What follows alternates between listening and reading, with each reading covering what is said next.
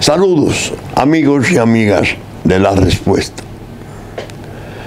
Hoy he tenido que hacer un esfuerzo muy especial para poder hacer el programa, porque en los últimos días he estado aquejado de un catarro, el catarro del año. Pero como está el COVID de por medio, sabemos todos, se encienden las alarmas. Y la verdad que por fortuna mi prueba salió negativa. De todo modo me queda la afonía y estoy despidiendo el catarro del año. Quise hacer el programa sobre todas las cosas con la gracia de Dios. Claro está. Porque los momentos son muy difíciles y uno siente como que falta su deber si no comparece, si no está presente de algún modo para opinar, para hablar, para aconsejar. Pero hoy quiero mostrar un libro. Este libro me lo envió un amigo muy querido, el día de mi cumpleaños. Bill Gates, el genio de la informática de Microsoft, escribió cómo evitar la próxima pandemia. Ya lo llevo por su página 90. Es increíble la inteligencia de ese señor. Cómo él puede explicar cosas complejas con una sencillez sorprendente. Eso es lo que se llama una mente organizada. Es fascinante leerlo. Lo que he visto sobre el COVID-19 y su gran proyecto, interesantísimo, de establecer un mecanismo a escala mundial para ejercer controles no sobre las personas, sino en los estados para darse auxilio, prestar apoyo en la detección de nuevas pandemias, de los brotes que terminan siendo pandemia. Las explicaciones que da son fascinantes y yo he estado muy complacido con su lectura. Se lo recomiendo. ¿Cómo evitar la próxima pandemia? Claro, el COVID rebelde, ya como una especie de cometa, con su cola larga de variantes, azotando todavía. No hay manera de uno encontrar noticias agradables, positivas, ya, no. Un día viene una de cal y al día siguiente otra de arena. Una de cal, otra de arena. Y la verdad es que nos ha cambiado la vida. Gates lo plantea, y lo plantea de una forma genial. Ha introducido en la vida del mundo patrones indispensables, pero sorprendentes, de cambio de conducta, de hábitos. Interesante el libro, interesante la reflexión. De todo lo que he visto en la semana, y cumplo con mi deber en comentarlo, lo que me ha puesto el ánimo sombrío es Ucrania. La guerra tiene ya 7 meses, pero en ningún momento ha sido tan crítica como lo está haciendo ahora y lo fuera hace algunos días. Lo habíamos previsto todos los que estábamos en la observación, buscando literatura acerca del trastorno. La escalada de la guerra, peligrosísima, porque como decimos, si escala la guerra hacia lo nuclear, adiós humanidad. Y ocurre que en la ciudad de Cerrovilla, hay 6 reactores, como sabemos, atómicos, cada uno de los cuales 6 veces mayor que el que tuvo el accidente en Chernobyl. Parece que como los rusos lo ocuparon y lo tienen controlado militarmente, aunque según vi, los técnicos ucranianos están trabajando en su manejo, en los bombardeos y los disparos de proyectiles, parece que afectaron el sistema de la red eléctrica. Y ocurre que cuando eso se interrumpe, si el reactor deja de generar, de salir de su energía, viene una catástrofe. Afortunadamente, según vi, se pudo evitar la catástrofe, porque una planta de 300 megas de relevo cercana comenzó a inyectarle energía y a recircular la del reactor. Me excusan ustedes. Lo cierto es que la escalada hacia lo nuclear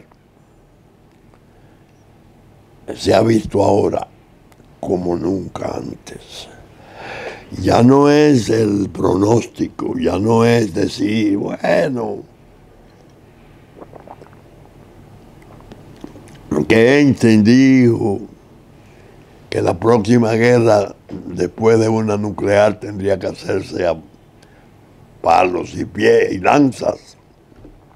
No, ya viendo los reactores en fílmicas y oyendo los expertos comentar los peligros, esa sería la tragedia mayor, quizás última, de la humanidad. En medio de ese contexto mundial, me excusan ustedes, tan denso, nosotros aquí, por montar un espectáculo que yo he llamado la guerreta electorera. El mundo trepidando, temiendo, sobrecogiéndose, y nosotros caravaneando y reclutando seguidores y participando de la lucha por el poder ya en un anticipo de los trabajos electorales contrarios a los plazos prudentes de la ley, como si nada estuviera pasando. Lo importante es eso, el 24. Uno por quedarse, otro por llegar, otros incluso más audaces que piensan que podrían volver a pesar de esa montaña de expedientes criminosos pendientes de ser conocidos y ya en proceso de conocimiento. Es deprimente realmente uno encontrar ese contraste entre la clase política nuestra, teniendo acontecimientos tan pesados como distraída en quién va, quién no va, si va este, no va el otro, esas cosas de la guerreta electorera.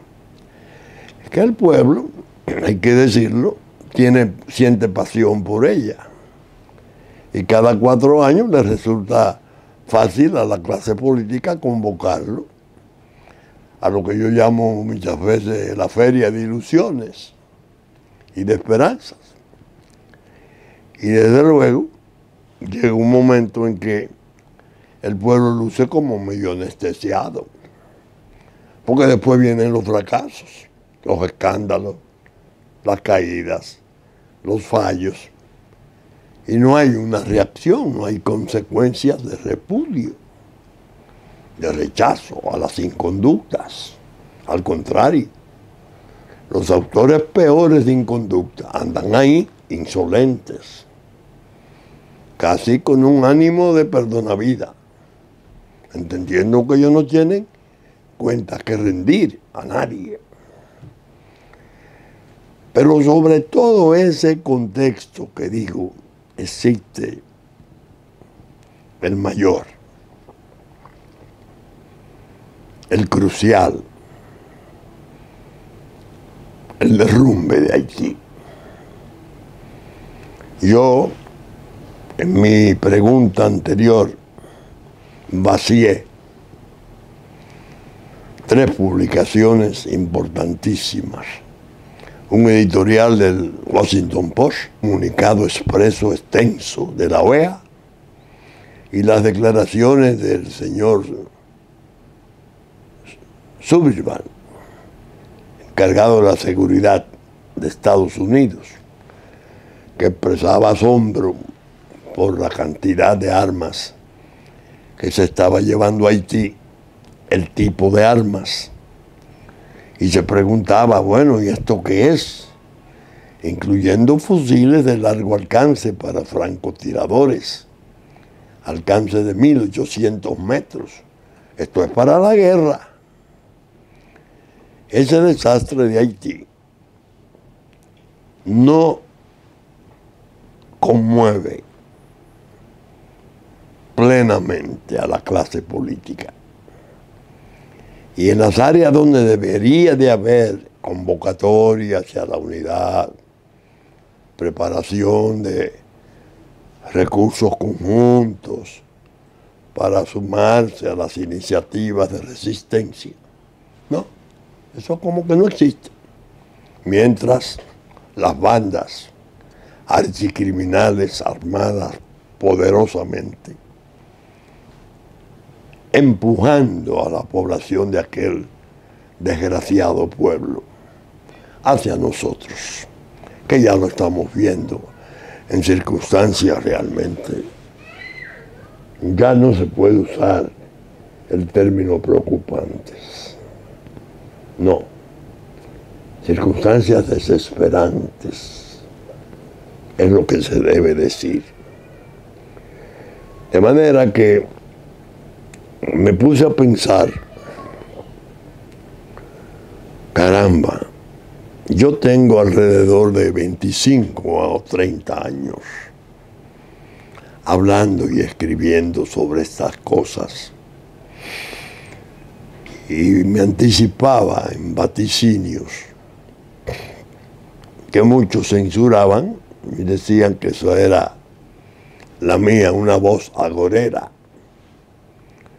que eso era fábula de mi parte, que porque eso tenía que pasar así. Y la verdad es que siento, al paso de los años, avanzando en la edad y en el camino, ya en 91 años, cuando miro hacia atrás y veo lo que está ocurriendo, Es un sentimiento extrañísimo, porque no le puedo decir al pueblo que amo, del que soy hijo, te lo dije, tú eres culpable, fuiste torpe, fuiste miope. No, no. Lo sorprendieron las circunstancias, muchas de ellas de muy mala índole. El crimen, sobre todo la droga, hizo un daño inmenso. Y se ha visto cómo incluso está avanzado en su presencia en el medio social, participando en la política, contribuyendo en la política y ya organizándose para mociones más directas. Un poder paraestatal innegable. Y apareciendo hallazgos. Ahora, esta semana, algunos amigos me han dicho, pero bueno, ¿y qué es lo que está pasando? ¿Cómo es el asunto? Que las madres y los padres dominicanos tienen problemas para inscribir en las escuelas nuestras sus hijos, porque ya no hay cupo. Que ese cupo está lleno y cumplido porque son hijos de extranjeros, de residentes ilegales del vecino estado de Haití, trágicamente colapsado. ¿Cómo va a ser? Ya lo veníamos viendo en los hospitales, con nuestras parturientas, muchas de ellas en los pasillos y en el patio, porque las camas estaban ocupadas por parturientas haitianas que acababan de llegar en autobuses, traídas casi como en términos empresariales, industriales se diría. ¿Y esto qué es? ¿Qué es lo que va a pasar? ¿Qué es lo que va a pasar? Están alimentando un conflicto inmenso, que es el conflicto de los espacios. Los espacios entre las naciones y los espacios entre las personas. Y en los propios animales se siente, ellos demarcan su territorio, tienen sus huellas en la orina, donde fuera, y se enfurecen si otro viene. Nosotros no nos hemos enfurecido. Nosotros hemos sido generosos, abiertos, hemos ido mucho más lejos de lo que podría indicarnos el deber. ¿Qué está pasando? Yo he dicho, ONU, Organización de Naciones Unidas, es una cueva de trampas. ONU es la superestructura en el ámbito internacional encargada de llevar a cabo esa terrible cirugía de suprimir a la República Dominicana como Estado, refundirla, de algún modo desaparece en una versión grotesca binacional. Las potencias, claro está, Estados Unidos, Francia y Canadá están detrás. Cambiaron los viejos hábitos de sus intentos directos por resolver los trastornos de Haití en la República y a costa de la República Dominicana. Se refugiaron en ONU. Les entusiasma un comportamiento como el de CARICOM, que yo he traído tantas veces y es bueno recordarlo. 99 del siglo pasado, Guadalupe, presente, Jacques Chirac, presidente de Francia, René Préval, presidente de Haití, Leonel Fernández, presidente de República Dominicana, y todos los primeros ministros del Caribe Menor. yo no puedo describir lo duro que fue el discurso del primer ministro de Martinica, a nombre de todos ellos, para ofender a Haití.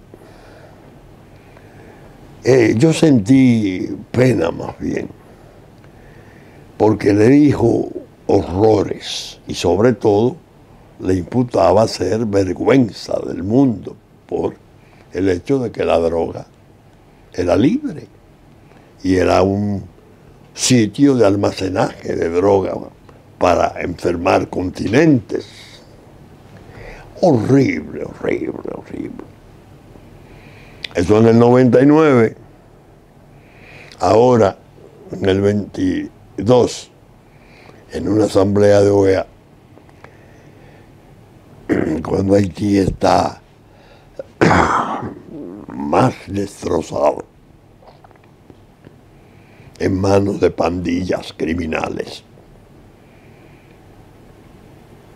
no se pudo poner en agenda el tema en OEA, porque supuso CARICOM, lo que indica claramente que el cambio de eje de las potencias hacia ONU es el que está funcionando. Ahora vi que llegó otro canadiense, como aquel embajador Graham de 1984, que dirigió la crisis.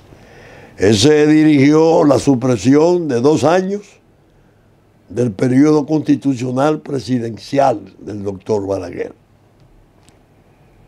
Ahora viene un canadiense que es importantísimo en ONU, trae equipos y hacen reuniones, no sabemos su contenido ni su talante,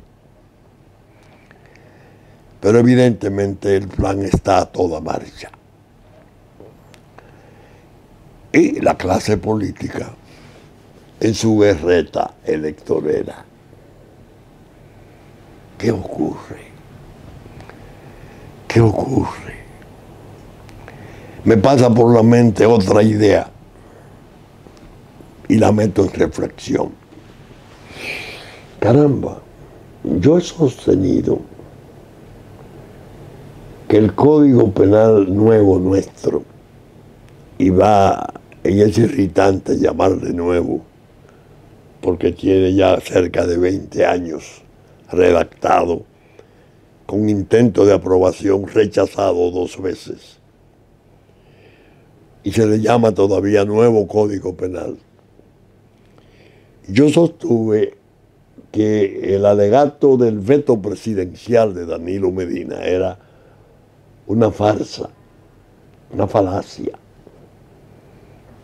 Y sostuve cosas más duras, como por ejemplo que en el país se deben de cometer sobre 150.000 abortos al año y no hay un caso en justicia, pese a estar pautado en el código como crimen o delito a condenar, a perseguir y procesar. Yo dije, no son las causales de aborto. A este código, por un motivo fundamental, que lo han logrado disimular. Atiendan, ¿eh? Nosotros tenemos un viejo código de Francia que se adoptó en 1884. Se tradujo y se adaptó. Francia fue la fuente de muchas legislaciones penales y civiles del mundo. Esa es la verdad. Ella trabajó siempre en sus reformas, Francia. Y sus cortes, brillantísimas, supieron dar fallos memorables. Y fueron siempre muy por delante de nosotros, que a ese código penal, como al código de procedimiento criminal, apenas se le puso la mano 2 o 3 veces para hacer pequeñas actualizaciones. Francia, en el 81 del siglo pasado, presidida por Mitterrand, consideró que no, que ya los tiempos demandaban un código penal como lo podía hacer Francia. Tomaron todo esa masa de jurisprudencia genial, brillante, y la fueron depurando y convocaron todas las versiones nuevas, todas las innovaciones, todas las tétricas genialidades del crimen, generando nuevos crímenes, y se puso al día en una forma notabilísima. Comenzó en el 81 a hacerse ese código en Francia con Mitterrand. 18 años después fue cuando terminó la confección del código. Era ley por ley, ley por ley, ley por ley, y la fueron acumulando hasta lanzar su código brillante. Cuando aquí se propuso la reforma de los códigos, se formó varias comisiones de abogados importantes del país.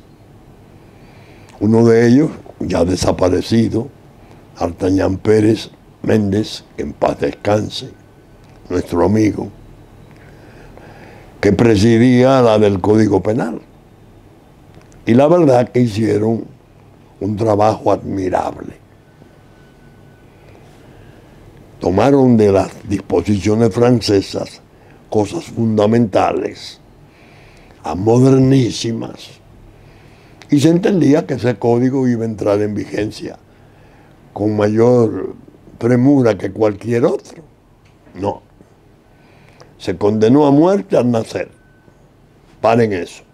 No así el procesal penal. No. Porque ahí estaban las garantías y los metamensajes protectores al crimen organizado. Ahí se iba a organizar la cosa de tal modo que las víctimas fueran doblemente víctimas. Víctimas porque se les hace daño con la infracción, y víctimas porque no tienen fuerza para participar en los procesos. Tienen temor, tienen miedo. Así estamos. Pero bien, en ese código se sustituyó, atiendan, nosotros teníamos unas disposiciones que eran del código original. Crímenes y delitos contra la seguridad exterior del Estado, crímenes y delitos contra la seguridad interior del Estado. El complot. Esas disposiciones sirvieron para que en periodos de ausencia total de libertades se produjeran persecuciones de conciencia. Y resultaba odiosa ese capítulo, esos títulos del código, porque era un instrumento del despotismo. Más bien la gente, aunque no lo podía manifestar, sentía simpatía por los perseguidos. Bien.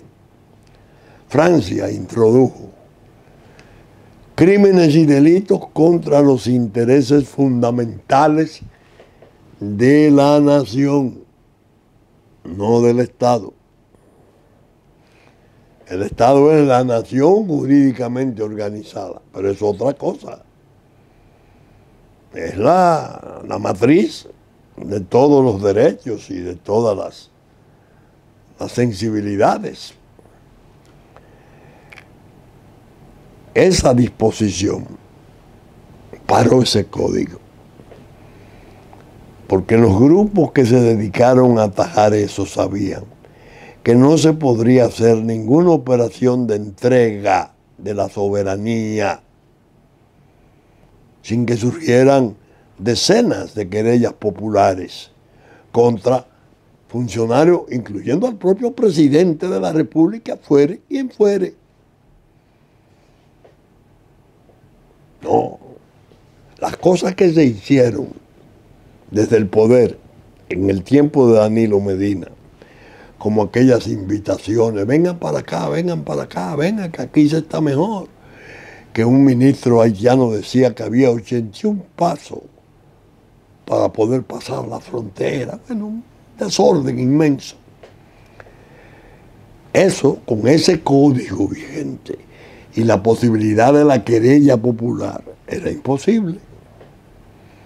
Entonces, atajen eso, que tenemos un trabajo sucio que hacer. Es más, el asunto iba tan lejos que yo escribía incesantemente. Hasta los propios oficiales de Estado Civil, los funcionarios y empleados de la Junta Central Electoral, si ese código estuviera vigente hace 15 años, no se hubiesen atrevido a pensar siquiera en vender la nacionalidad, sustituir las identidades, ponerle nombre de muertos nuestros a ilegales haitianos. Eso se vino diciendo. Y ahora uno ve en la prensa, hay decenas, no sé si ya más de 100 funcionarios y empleados bajo acusación de haber hecho un negocio tremendo con la identidad nacional, vendiendo la nacionalidad, con ello creando los efectos derivados en la educación, en la salud, etcétera, que hemos estado padeciendo. Yo dije, Dios mío, qué penoso resulta cuando los gobiernos se envilecen y ponen en práctica políticas públicas viciosas, que más bien son actos delictivos, preparatorios de cosas peores. Fíjense, ese código, con esas disposiciones, 40 años de reclusión mayor, alta traición, con la posibilidad de que la movilizara la acción pública, la querella popular. Ay, no, dejen eso, olvídense de eso. ¿Y cómo vamos a hacer los negocios nosotros? ¿Qué tenemos que hacer para permanecer en el poder? ¿Cómo vamos a tener los 5 cónsules en Haití haciendo el negocio que también salió a relucir? Miles de millones, fuera de control, apropiados por políticos y bandidos del poder. Es para nosotros muy grave el asunto. Seguir reflexionando y recordando, Dios mío. Ahora veo a los norteamericanos muy presurosos presionando el problema de la ley de extinción de dominio, porque esa es como la tabla de salvación, la panacea. Porque cuando entre en vigencia dentro de un año, claro está, porque fue diferida de tan grave que resulta y tan difícil implementarla. Y yo me reía hacia adentro con dolor. Es paradójico, Dios mío.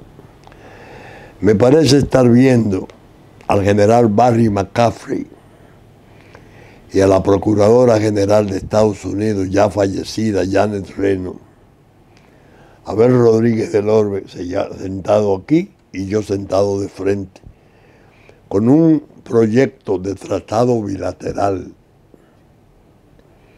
para que Estados Unidos y República Dominicana coordinaran el cumplimiento del resto de penas aquí, la construcción de una instalación moderna de control muy sofisticado internacional para evitar quejas sobre derechos humanos, para que los condenados en Estados Unidos terminaran de cumplir sus penas aquí. La ejecución de sus bienes con los fallos norteamericanos. Nosotros hablándole a esos dos hombres, a esas dos figuras importantes del poder norteamericano.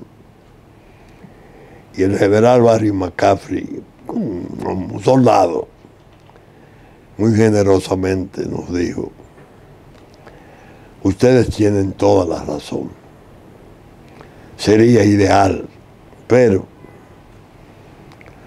esto aquí es un desastre, porque eso iría a Congreso, pues se desagradan porque van a cumplir pena. Bueno, un desaire, pero haciendo no constar su pesar. El general Barry McCaffrey, un ícono de la lucha mundial anticrimen. En Santiago de Chile, yo sentado junto a él, en una habitación de un hotel, con traductores simultáneos. Y yo reprendiéndole: ¿cómo es que Haití, ustedes tienen tropas en Haití y circulan camionetas llenas de cocaína y pasan por el lado de sus tropas y no es capaz la ONU de ejecutar el mandato de su resolución única que en 1961 declarara crimen de lesa humanidad la comercialización de la droga? Y él, en cierto modo, bajando la cabeza, estaba recibiendo la reprimenda de este pequeño Estado. Después, mis participaciones sobre Iniciativa Mérida, Plan Colombia, el desastre que significaría para el Caribe mayor y el menor también, porque se iba a derramar la droga y el tráfico se haría aplastándonos a nosotros, corrompiendo las sociedades aún más, controlando los poderes, metiendo sus capitales en los canales lícitos.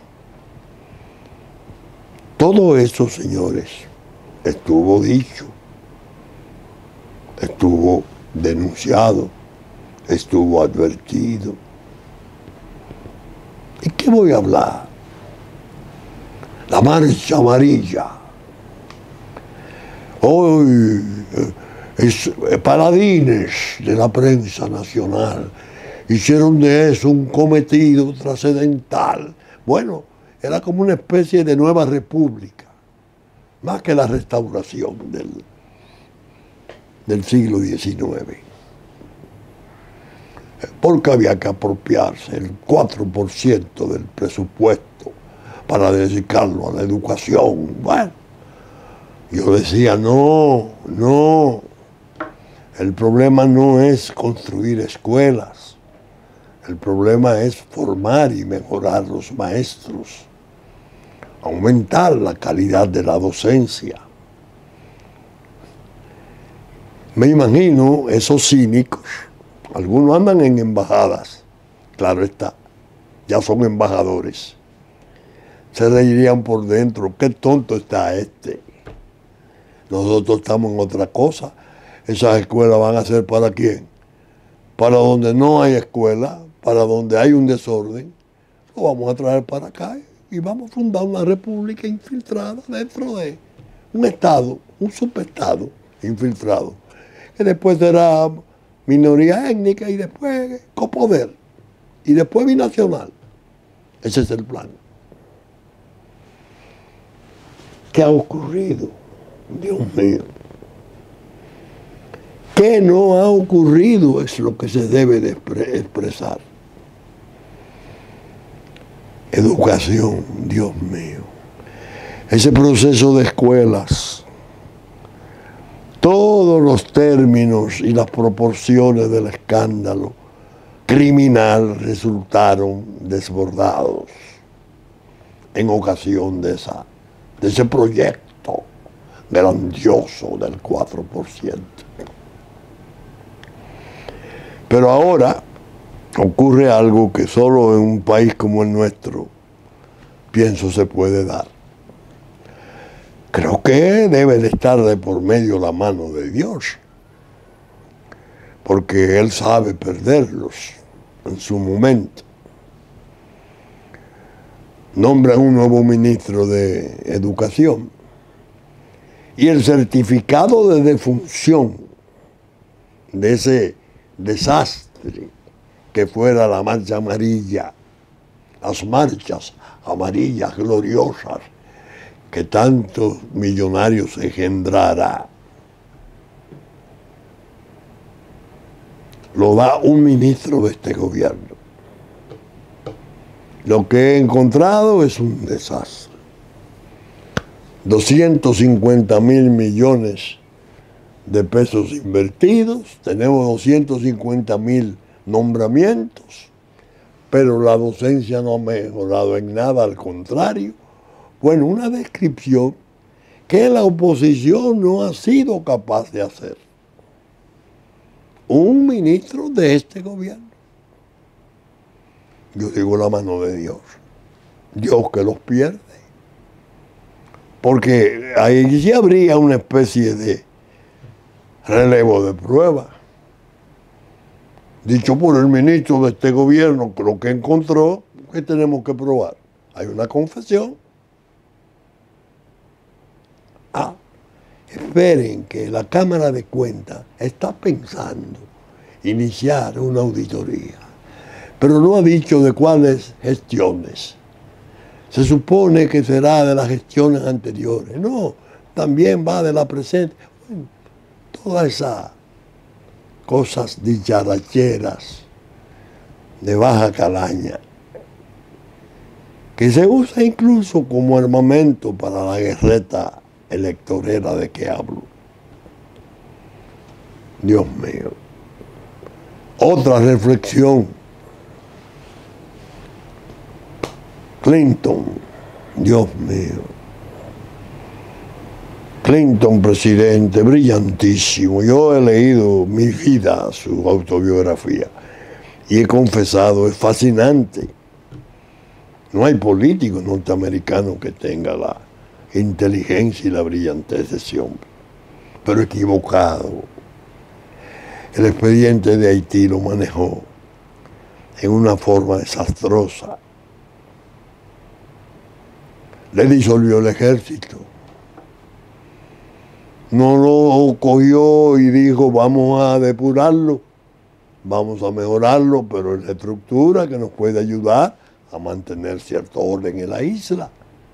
Había implicaciones más desgraciadas, porque creo que un cuñado terminó siendo presidente de la compañía concesionaria de la explotación del oro de Haití. Un horror. Pero es el que le quita los 2 años a Balaguer en la crisis del 84. Sí. ¿Y qué más? Es el hombre que le propone a Balaguer, y por eso le quitó esos 2 años, establecer 19 campamentos de 20.000 habitantes cada uno, más de medio millón. Balaguer renuncia, se rehúsa y dice, no, eso es un asilo territorial impropio, imposible. Le sugieren por debajo la posibilidad de un premio Nobel de la Paz. La respuesta fue terminante. Yo no necesito reconocimientos internacionales de ningún género. Mi deber es defender los intereses de mi nación, de mi patria. Uno viendo eso va como abrumándose. Se va abrumando en el sentido de que resulta tan impresionante, tan aplastante la evidencia del crimen,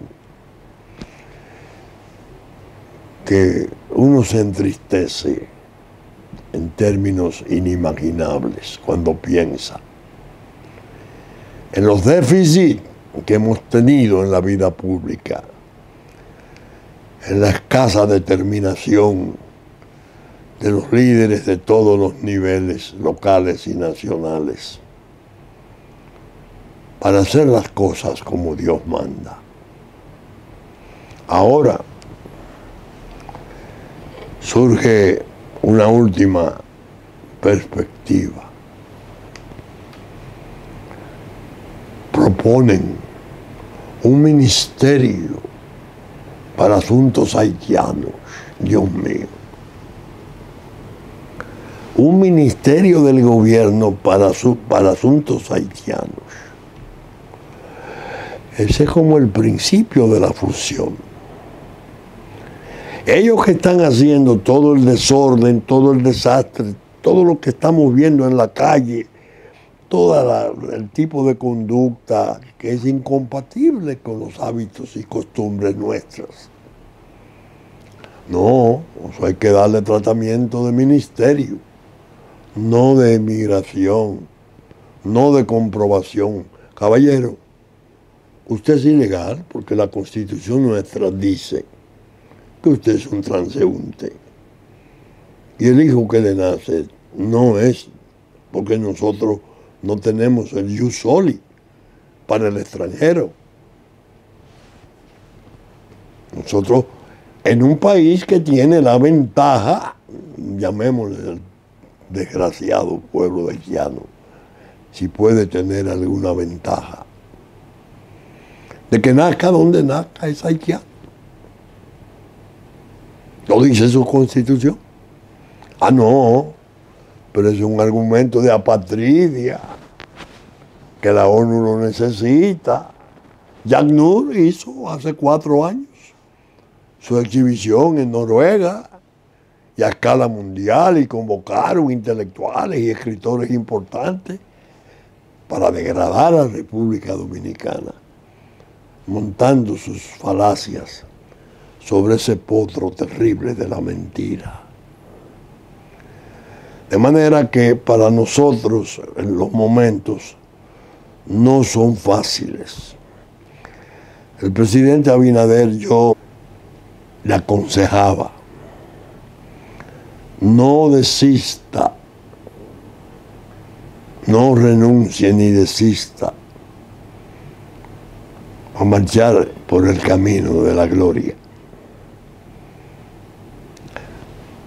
A juicio contrario, si sigue incluyendo en debilidades como las que están a la vista, funcionarios insolentes, llevando abiertamente posiciones contrarias a él en sus predicamentos como jefe de la política exterior, que la Constitución se lo concede como en forma estrictamente privilegiada. Y andan los ministros y los funcionarios haciendo las coordinaciones. ¿Qué es lo que la población va entendiendo? Que el presidente está atrapado, sí. De su propia gente, sí. Que el presidente no tiene carácter. Lo que la población está sintiendo. ¿Y eso qué nos trae? Fatalidades. Por ejemplo, la conspiración para desestabilizar a Luis Abinader, en mi opinión, yo le he puesto ya. Un dirigente político que tiene su familia bajo proceso criminal, casi toda, y un pie en la cárcel, con fortuna indefinible. Y otro expresidente con capacidad de creerse todavía una opción válida de poder, porque la edad no es un obstáculo, según se ve desde el norte. Esa gente, con la ayuda de una oligarquía agredida, se siente, ofendida, se siente, y un crimen organizado temeroso de que una vez entre en vigencia su ley de extinción de dominio, su carro de alta gama, sus viviendas, sus riquezas, son estatales. Eso es lo que tenemos como panorama. De todos modos, me excusan ustedes, he hecho un esfuerzo, pero era mi deber. Y quise ponerme a esto, que no es lo correcto. Pero los momentos no son para evasiones. Saben ustedes que estamos saliendo por Super Canal 33, claro, 3 del cable, en la versión central de domingo a las 11 de la mañana. Asimismo, en Teleimpacto, Canal 52, claro, 22 del cable, a las 12 del mediodía y a las 9 de la noche de domingo, y a las 7 de la mañana y las 8 de la noche de lunes. En YouTube entramos a partir del mediodía de domingo, luego de nuestra versión central. Con la gracia de Dios espero estar con ustedes y en mejores condiciones para poder seguir expresando mis ideas. Muchas gracias y hasta entonces.